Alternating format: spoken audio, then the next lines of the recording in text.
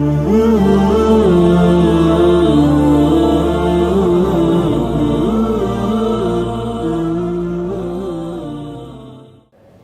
darah mencuci muka di waktu senja. Sudah lama sebetulnya kita cuma jumpa di YouTube saja. Itu sekedar menjawab pantun saja.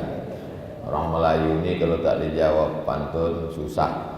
Makanya banyaklah orang-orang yang datang ke negeri Melayu ini yang pertama disiapkannya pantun. Khawatir nanti sampai di airport Hang Nadim mau bertanya di mana WC, kalau tak berpantun katanya tak dapat. Dan masuklah Bang Adi Jigo sudah menyiapkan pantun.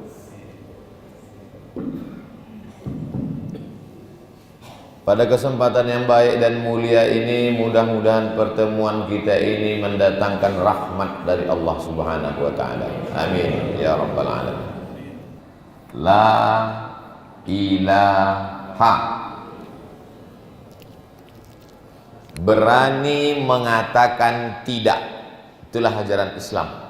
Banyak orang yang berani mengatakan iya, tapi tak banyak yang berani mengatakan tidak. Maka bunyi iklannya, say no to drug, katakan tidak pada narkoba. Iklan BNN, Badan Narkotika Nasional. Tidak. Dipejamkan mata, lalu terbayang dia hitam, matanya terbelalak merah, datang rasa takut dalam hati. Apakah dia Tuhan? Tidak. La ilaha, tak ada Tuhan. Masuk ke dalam hutan, ada rasa ketakutan, nanti takut diganggu hantu, setan, jembalang tanah. La ilaha, katakan tidak. Apa itu ilah? Tuhan. Siapa Tuhan itu? Tuhan itu Khalik, mencipta. Siapa Tuhan itu? Tuhan itu Qayyum, mengatur. Siapa Tuhan itu? Tuhan itu Razik, memberi rezeki. Siapa Tuhan itu? Daru, yang mendatangkan mudarat, sakit, rugi, bangkrut, menolak mudarat. Siapa Tuhan itu? Nafi, mendatangkan manfaat, beruntung, nikah, punya anak, sukses. Maka kalau terlintas dalam hatimu bahwa dia yang memberikan manfaat, dia yang menolak mudarat, dia yang menciptakan engkau, dia yang membuat engkau kaya, dia yang membuat engkau mulia, maka la ilaha, katakan tidak ada Tuhan. Baru setelah itu, setelah ditiadakan semuanya, tak ada itu, tak ada. Pokok kayu inilah yang membuat dia kaya, maka ditanamlah pokok kayu ini di depan rumah. Siapa yang menanam pokok kayu ini di depan rumah, maka nanti rezekinya lancar. La ilaha, tak ada di pokok kayu. Ini pasangkan di tangan. Nanti kalau kau pasang di tangan, kau tidak akan diganggu apapun. La ilaha, tak ada yang bisa menolak mudarat. Ini diletakkan di bawah bantal. Nanti insya Allah kalau diletakkan di bawah bantal, maka tidak ada yang mengganggu. La ilaha, tak ada satupun yang bisa menolak mudarat.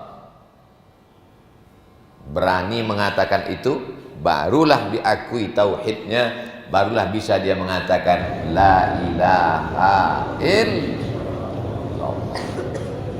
Jadi kalau masih bercampur antara maka rusak tauhidnya, campur aduk. Solat juga, berdukun juga. Dukun itu pun solat. Iyyaka na'budu wa dukun nasta'in. Menyembahnya kepada Allah, minta tolongnya ke dukun. Makanya yang perkara pertama dalam Islam ini adalah awaluddin. Yang pertama kali, yang paling penting dalam agama Islam ini, ma'rifatullah, mengenal Allah Subhanahu wa ta'ala. Ma khatara bibalik fallahu laisa kadzalik.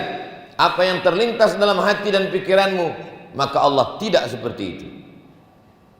Saya dulu waktu jadi mahasiswa musim haji naik kapal laut dari Makkah dari Kairo naik bis 6 jam 7 jam keterusan Suez, dari Suez naik kapal laut ke Jeddah, sampai di Jeddah naik mobil ke Makkah, sampai di Makkah mengurus jamaah haji. Macam-macam lah permintaan jamaah haji ini. Dari mana, Dek? Dari Mesir, Pak. Nanti tolong balik dari Mesir bawakan saya serpihan-serpihan tongkat Nabi Musa itu. Menganga kan ini. Awak pun tak pernah terpikir mau mencari tongkat Nabi Musa. Dia minta serpihannya pula. Dek, tolong bawakan ini, ibu nih mau belanja, ya. Sampai di tempat belanja itu mau beli apa, Bu? Mau cari batu cincin. Tunjukkanlah, ada sebesar telur angsa. Ini enggak, mau yang mahal. Tanyakan sama tukang cincin. Tunjukkan dulu blue safir, biru. Enggak juga. Apalagi zamrud hijau, tidak juga. Batu rubi merah, tidak juga. Delima daging, tidak juga. Berarti mau cari yang murah nih. Ditunjukkannya sebiji 1 rial, tidak juga. Mau batu apa yang mau ibu cari? Batu yang melariskan dagangan ada. Tak malu dia yang bilang gitu ke saya. Memang kita waktu itu belum jadi ustadz lagi. Lama saya berpikir jalan balik dari mengawani dia belanja. Berarti dia masih meyakini ada yang mengasih rezeki selain daripada Allah. Apa itu? Batu cincin. Ustadz sendiri masih pakai batu. Saya pakai batu, tapi saya tak ada meyakini apa-apa di batu ini. Pakailah batu ini. Kalau anda pakai, anda jadi pede. La ilaha. Tak ada batu. Oh, jadi kalau gitu boleh kami ambil, Pak Ustadz? Tidak. La ilaha. Berani mengatakan tidak. Menyembah pokok kayu, tidak. Menyembah batu, tidak. Menyembah hantu, tidak. Menyembah manusia, tidak. Menyembah binatang, tidak. La ilaha. Tak ada yang mencipta, tak ada yang mengatur, tak ada yang mengasih rezeki, tak ada yang bisa menolak mudarat, tak ada yang bisa mendatangkan manfaat illa Allah. Itulah yang disebut dengan akidah. Akidah itu artinya 2 tali yang disimpul mati. Simpulnya simpul mati. Jangan simpulnya simpul tali sepatu. Simpul tali sepatu terasa longgar diketatkan, terasa ketat dilonggarkan. Itu namanya simpul hidup. Ibu kalau mengajarkan anak mengikat tali sepatu awal-awal dia sekolah, hati-hati, jangan tersimpul mati, nanti tak bisa buka lagi. Simpulnya masih simpul hidup. Tapi kalau dalam masalah akidah adalah simpul mati. NKRI harga mati. Adijigo harga nego. Kata dia tadi malam, beliau ini luar biasa tauhid dia ini. Bang Adijigo ini tauhidnya luar biasa. Kenapa? Karena dia pernah kena tsunami dan dia hidup. Jadi ibu kalau mau akidah itu mantap, pergi ke tepi laut minta tsunami itu datang. Selamat dari kematian itu hebat, tahu, kuat kita jadi. Tapi jangan menunggu kena tsunami baru akidah kuat, keyakinan yang kuat. Ini yang datang subuh ini semuanya akidahnya kuat semuanya. Kenapa kuat? Karena untuk sampai ke masjid ini mesti meniti titian Shiratal Mustaqim. Ada di sebelah. Tengok, saya udah lewat dari situ. Tak bisa berdua di situ. Tak boleh berdua, satu-satu. Walaupun ibu itu bukan main cintanya kepada bapak, tapi untuk meniti di situ mesti satu-satu. Nanti balik kami tengoklah, ada situ. Shiratal Mustaqim. La ilaha illallah. Orang kalau benar pada la ilaha illallah, la ilahanya ini benar, maka dia tidak akan sesat. Ustaz, iya, saya udah hijrah Pak Ustaz. Alhamdulillah. Kata mak saya, kau jilbab kau jangan panjang-panjang kali, nanti kau tak laku. Ada emak-emak zaman sekarang yang menasihatkan anaknya begitu. Anaknya cerita ke saya, kata emak saya, Pak Ustadz, baju jangan pakai baju kurung, jilbab jangan jilbab panjang, jangan pakai tudung labuh, jangan pakai baju panjang, nanti kau tak laku, nanti kau susah cari kerja. Berarti Tuhan dia adalah baju pendek, berarti Tuhan dia adalah tak bertudung, karena dia masih lagi meyakini ada intervensi makhluk dalam keputusan Allah Subhanahu wa taala.